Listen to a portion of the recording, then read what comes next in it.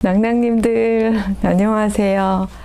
제가 학교에서 찍다 보면 그 중간중간에 아마 약간씩 이렇게 잘리는 거를 보셨을 텐데, 본의 아니게 막 문을 벌컥 열고 누가 들어오기도 하고 전화가 오기도 하고요. 이게 어쩔 수가 없네요. 근데 또 지금 집에서 찍을 상황도 아니고, 그래서 우리 편집자가 사실은 수고를 해요. 제가 NG 안내는 매우 이제 꽤 괜찮은 영상 찍기 방식을 가지고 있었는데, 중간중간에 막 자꾸 이렇게 외부적인 게 있어서 이렇게 보시다가 약간 잘리는 느낌이 좀 들면, 아, 저때 누가 또 문을 벌컥 열고 들어왔나 보다. 이렇게 정도로 이해를 해 주셨으면 좋겠습니다. 사실 그 5장 오프닝까지만 했었잖아요. 그리고 특히 5장 2절에 그 끔찍했던 내용. 우리가 읽으면서 상상할 수 있는 그 상상력을 놓고 봤을 때만 해도 몸서리 쳐질 수 있는, 내가 그 처녀 이스라엘 당사자여도 끔찍한 일이고, 가족이어도 부모이면 뭐 복창 터질 일이고, 그쵸? 뭐 사랑하는 남자친구, 남편은 없겠네요. 처녀 이스라엘이니까. 뭐 친구? 여러 어떤 상황에 놓여 있더라도 그 상황에서, 그러니까, 가부장 사회에서 사실 제일 지키고 싶은, 그것도 사실은 이제 여러 가지 복합적으로 저희가 비판적 성찰이 가능합니다만, 제일 우리가 못 지켰을 때 가장 가슴 아픈 두 상대를 고르시오. 그럼 아마 처녀랑 아기? 어린이? 이렇게 생각할 수 있을 것 같아요. 그 존재, 바운더리를 지킬 수 있게끔 우리가, 어른들이, 더 강한 사람들이 못 지켜준 이름?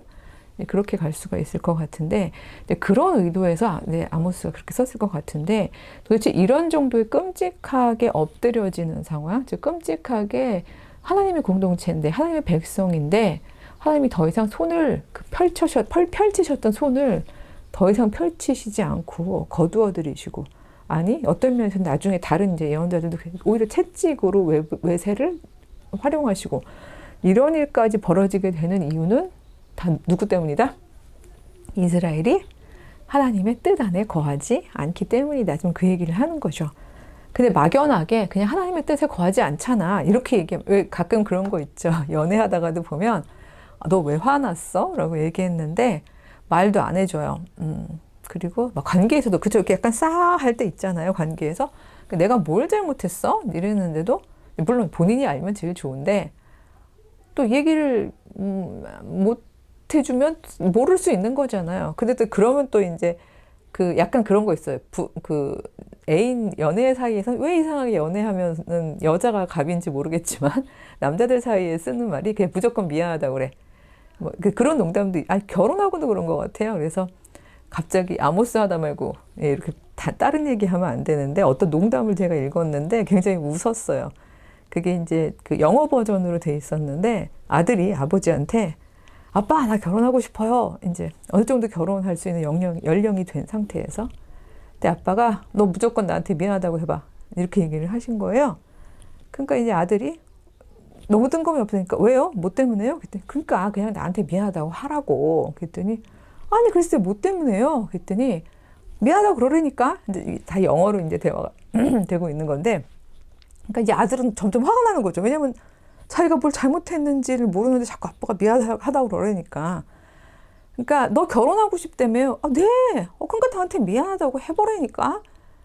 그게 왜 미안할 일이죠? 어쨌든 이렇게 막 이제 그러다 아빠가 너무 심하게 계속 그러니까 아들이, 그래요, 알았어요, 미안해요. 그랬더니 아빠가 뭐라 그러셨게요? 네가 드디어 결혼할 준비가 되었구나. 이렇게 얘기하면서 약간 이제 유머로 간 건데, 이건 사실 남자를 디스한 게 아니라 여자를 디스한 거죠. 그렇죠? 여자를 매우 비합리적이며 소통 불가능하며, 이유도 없이 화내며, 그렇죠? 그냥 남자가 미안하다고 하기 전까지는 이야기를 끝내지 않는 존재로 그려낸, 그래서 저도 매우 못마땅한 부분이 있습니다만, 어쨌든 이런 이야기가 문화적으로 되어질 정도로, 그러니까 사실은 뭐가 미안한 거지에 대해서 서로 대화가 안 되는 상황에서 무조건 미안할 수는 없는 거잖아요. 그렇죠? 근데 여기는 아모스는 명확하게 밝히고 있단 말이에요. 바로 이런 지점들이 너희가 잘못하는 거다. 예를 들어서 하나님께서 화나신다. 하나님께서 너희를 더 이상 지켜주지 않으신다고 한다. 하나님께 너에게 매우 분노하셨다. 이렇게까지만 하고 왜 분노하셨는지를 얘기 안 해주면 사람들 입장에서 얼마나 당황스러워요. 그쵸? 무조건 하나님 잘못했어요. 막 이래야 되는 상황이 되는 건데 그건 아니었다는 거예요. 요거라고 콕 집어줍니다. 콕 집어준 내용이 뭔가 하면요.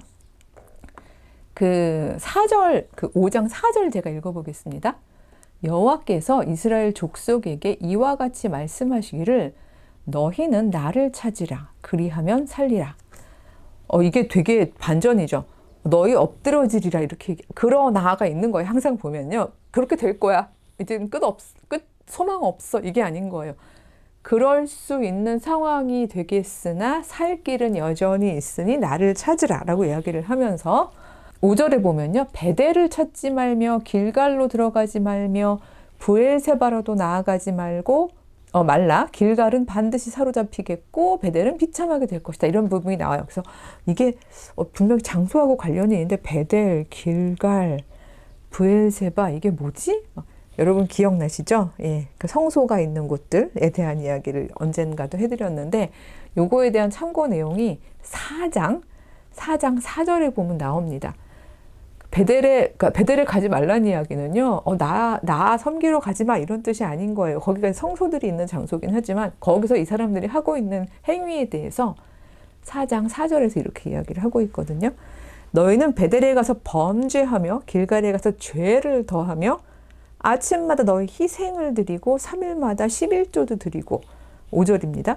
누룩 넣은 것을 불살라 수온제로 드리고 낙헌제를 소리내어 선포하고 이런 거 지금 다 하고 있는데 이스라엘 자손들아 이것이 너희가 기뻐하는 바니라 이렇게 되었죠. 너희는 그러니까 말하자면 이 모든 제가 사실 너희 좋으려고 하는 건데 나는 하나도 안 기뻐 이 얘기죠.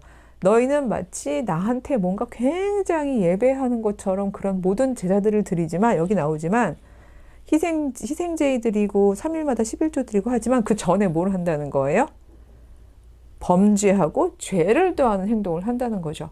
즉 일상생활에서 그러니까 속죄 제의라는 건 뭐죠? 속죄 제의란 내가 죄를 졌으니까 이 죄를 대속해달라고 일종의 제의적인 형태를 통해서 하나님께 용서를 구하는 행위잖아요. 물론 글쎄 이 제의 자체도 사실은 기원을 어디다 둘 것이냐를 놓고 봤을 때 이거는 그때 하나로 다루든지 이게 이 예언서들에 분명히 나오고 있습니다만 언제 제사드리라고 하더냐 이사야 보면 이제 그런 얘기까지 나오거든요.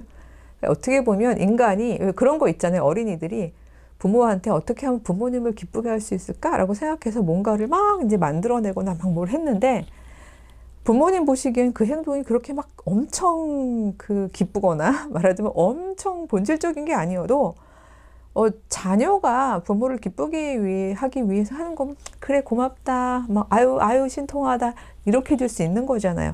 그러니까 제사라는 게 그랬단 말이에요. 속죄 제의를 반드시 드려야만 죄가 속해지는 게 아닌데 사실은 처음부터 그런데 그 당시의 문화를 반영하면서 이 속죄제의라는 거를 드려야지 죄가 속해진다고 생각했던 백성들 그리고 적어도 본인들을 다른 나라의 백성들하고 구별하면서 의로운 백성이 되고자 했던 이 의로움에 대한 추구 그 자체가 기특해서 그래 그렇게라도 의로움을 향해서 계속해서 나아간다면 그래 그 제의를 기쁘게 받지 아마 이 정도였을 텐데 제가 하나님의 심정을 다 헤아릴 수는 없지만 그러니까 말하자면 초기에 허락하셨다면 그런 거일 텐데 이제는 참다 이제 말 그대로 이제 하나님의 바운더리를 이제 건드리는 사건이 자꾸 생기는 건데 뭔가 하면 이 제사 드리러 오는 사람들이 그 저지른 죄 말이에요.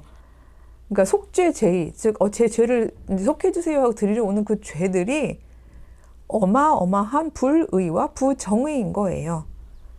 우리 본문에서 전쯤 될까요? 본문에서도 이미 얘기했지만 진토에서 연약한 자의 머리를 밟으려면 말씀드렸듯이 이미 내 앞에 꿇어있는 사람의 머리를 짓이기는 행위인 거잖아요. 그러니까 이런 일상에서 이런 어마어마한 행악을 행하면서 그건 그나마 죄라고 생각도 안 했을걸요. 아마 다른 방식의 더 큰 스케일의 율법에서 허락하지 않는 그런 죄들을 저질러 놓고서 그거를 속죄 제의를 통해서 돈 많으니까 제사장한테 이번 거는 소 잡아서 속죄 제의 드려줘요. 뭐 이 정도 되겠죠? 3일에 한 번씩 11조 드리려니 3일에 한 번씩 11조 드리려면 3일에 한 번씩 그만큼 10의 1을 드릴 수 있을 만큼의 어마어마한 재물들이 들어오는 삶을 살았던 사람들이겠죠.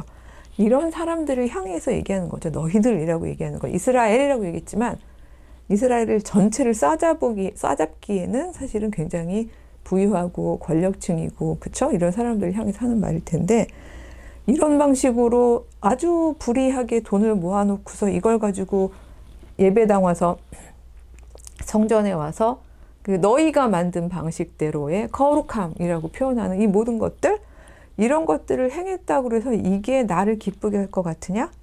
아니다 이거죠. 나중에 만약에 진짜 그 엎드러지는 상황이 닥쳤을 때 저희가 하나님 앞에 이렇게 제사를 드렸는데 어찌 이러시나이까 만약에 한다면 어림없는 소리다. 이것도 함의가 되어 있는 거죠. 내가 언제 이런 걸 원했냐? 지금 이 얘기를 하는 거야. 야, 길갈 갈고 뭐 베델 갈고 이게 문제가 아니야. 너희 거기 가는 거 솔직히 말하면 제가 아모스 막 지금 비슷한 내용이 막 다 떠올라가지고 단어를 조심하게 어디 보면 역겹다. 그 흠양한 연기 냄새나 구역질나 구토할 것 같아. 막 이런 식의 표현도 있거든요. 아마 그러면 이스라엘 입장에서는 그러겠죠. 아니 여지껏 잘 받아놓고서 왜 갑자기 구토가 나신대요? 이럴 수 있지만 그건 이스라엘이 하나님의 심정을 못 헤아린 거죠. 그러니까 사실은 제사라는 것 자체가 하나님이 그렇게 기뻐하시는 게 아니라는 거예요. 그러면 거슬러 가서 막 그 갈멜산에서 엘리야가 드렸던 그 제사는 왜 그렇게 기뻐 받으셨나요? 그래서 맥락이라는 건 되게 중요한 것 같습니다. 그거는 당시에 그 바알의 무리들과의 싸움 속에서 하나님의 살아계심을 나타내셨던 일종의 사건으로 봐야지 그거를 제사에다가 포커스를 맞추면 안 될 것 같아요. 어쨌든 중요한 건 여기서 아모스는 아주 분명하게 얘기하고 있습니다. 너희가 지금 저지르고 있는 죄는 아주 크게 보면 두 가지인데 그 두 가지는 또 연결되어 있다는 거죠. 첫째, 일상생활 속에서 하나님의 공의를 행하지 않고 있어. 둘째, 그 공의를 행하지 않는 너희의 불의를 제의라는 형식적인 제의를 통해서 용서받는다고 착각하고 있어. 이게 만약에 연결이 되고 난다면 이 두 가지는 뭐까지도 사실은 그 일종의 그러니까 그 뭐까지도 이제 그 침해를 받는 거죠. 본질적으로 제사의 순수성마저도 침해를 받는 거죠. 그렇죠? 어린아이가 그러니까 뭐 부모님은 사실 그런 행위 안 해도 이미 용서하실 수 있는데 순수한 마음을 가지고 부모님을 기쁘게 하기 위해서 본인이 만든 어떤 거를 행하는 것, 요 정도까지의 제사라면 하나님께서 우쭈쭈 하고 받아주실 수 있는 상황이지만 이게 그게 아닌 상황이잖아요. 그러니까 만약에 제사가 만약 여전히 가할 수 있다면 그건 어느 지점이라는 거죠? 그거는 소위 제사를 드리는 그게 내 몸을 이거는 파이어 이거 아니고요. 나의 온 존재를 하나님께 산 제사로 드립니다 할 때도 그런 내용들이 온전히 순전히 나의 전부를 하나님께 의탁하는 그런 마음이 담겨 있는 거라면 하나님께서 기뻐 받으시지만 그렇지만 그게 아니라 일종의 다른 목적이 있는 그냥 제의적으로 털고 나는 계속 할 거고 이제 이런 방식의 일종의 하나의 아주 편리한 마치 샤워 시설처럼요. 운동하고 와서 샤워 샥 하고 이렇게 개운하게 나가는 것 같이 그런 어떤 샤워 시설 이제 종교적 샤워 시설처럼 그렇게 여기고 살아가는 것 이거 너희들 어마어마한 죄다라는 이야기를 하는 거죠. 그래서 그 부분에 대해서 5장 7절 먼저 읽을게요. 7절 내용이 나오는 거죠. 정의를 쓴 쑥으로 바꾸며 공의를 땅에 던지는 자들아. 여기 보니까 막 엎드러지고 던지고 막 이렇게 막 이런 장면들이 나오죠. 너희가 던져지고 엎드려지는 이유는 뭔가 니네가 먼저 던진 게 있어. 뭘 던진 거죠? 여기 나오지만 너희 공의를 땅에 던졌잖아.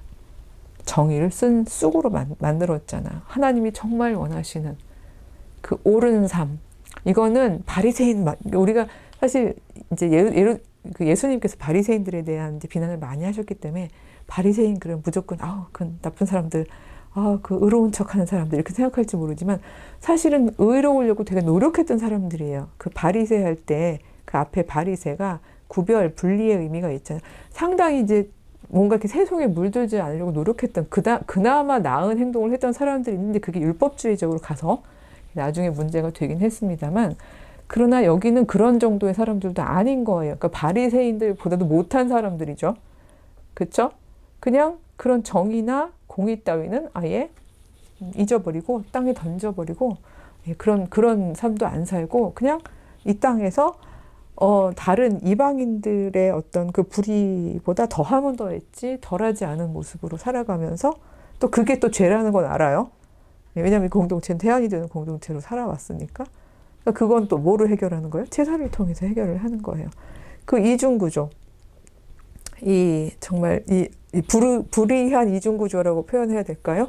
이게 지금 편만한 이스라엘아. 너희 이런 방식으로 살면 하나님께서 이제 참다 선언하실 거야. 너희는 더 이상 내 백성이 아니다. 너희와의 관계는 이제 the end다. 이렇게 얘기하시게 될 거야. 그러니 제발 그런 일이 생기지 않도록 돌아와라. 나의 말을 들으라 라고 이야기를 하는 거죠. 그래서 이제 보통 그러면 이제 아주 정말 영성이 깊은 사람은 하나님의 말씀을 직접 들을 수 있겠지만 못 그러고 있으니까 예언자들이 나오는 거잖아요. 뭐 예언자 레벨까지는 아니어도 또 여러 가지 구체적 관계 속에서 그 오름에 해당하는 이야기를 하는 사람들이 있을 수 있잖아요. 근데 그 사람들에 대해서 이들은 어떤 행동을 한다는 거죠? 여기 10절까지만 읽어보겠습니다. 무리가 성문에서 책망하는 자를 미워하며 정직히 말하는 자를 싫어하는도다. 바로 이겁니다. 만약 여러분 주변에 온통 여러분을 칭찬하는 사람들밖에 없고 여러분한테 그야말로 좋은 얘기만 감언이설만 하는 사람들밖에 없다면 한 번쯤 생각해 보셔야 될 것 같아요. 물론 저도 포함해서 성찰을 하는 겁니다만 내가 정말 그렇게 괜찮은 사람일 리 없잖아요. 라고 얘기해야 되네. 왜냐면 모든 인간은 단점이 있고요. 그쵸? 또 내가 아무리 나는 그냥 어느 정도 괜찮은 합격점을 가지고 있는 사람이라도 내가 다른 사람하고 만날 때는 나의 존재 방식, 말하는 방식, 행동 방식이 다른 사람을 건드릴 수 있어요. 분명히. 그쵸? 다른 사람의 바운더리를 건드릴 수 있다고요. 네, 그렇다면 그 사람 입장에서는 내가 이런 부분들이 다쳤거나 상처입었다는 얘기를 할 수 있는 거죠. 그쵸?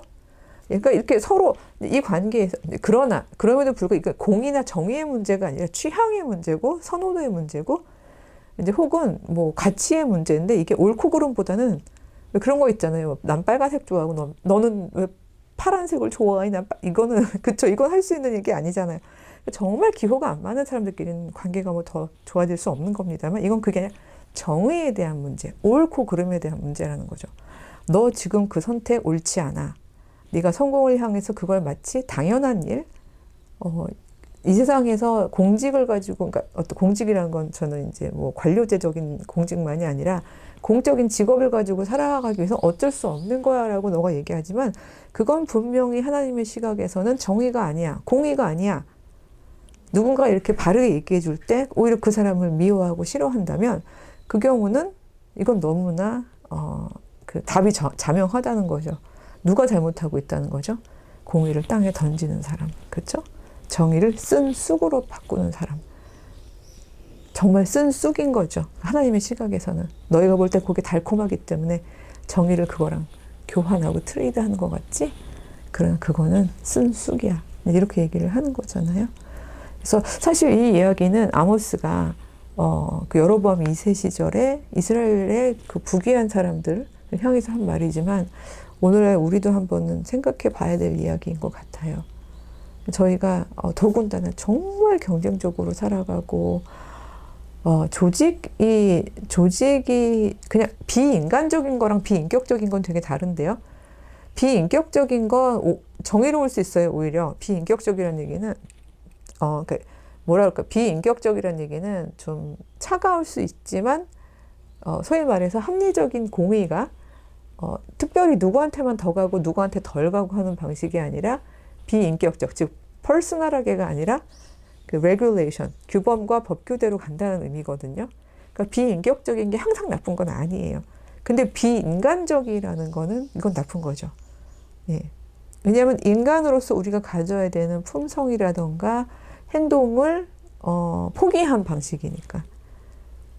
그래서 오히려 그러니까 저는 그래서 이게 항상 이걸 섞어서 오해하시는 분들이 많아서 이 얘기를 많이 말씀을 드립니다만, 그래서 실력이 아니라 친분에 의해서 누구는 취하고 누구는 버리고, 그쵸? 조직 안에서도.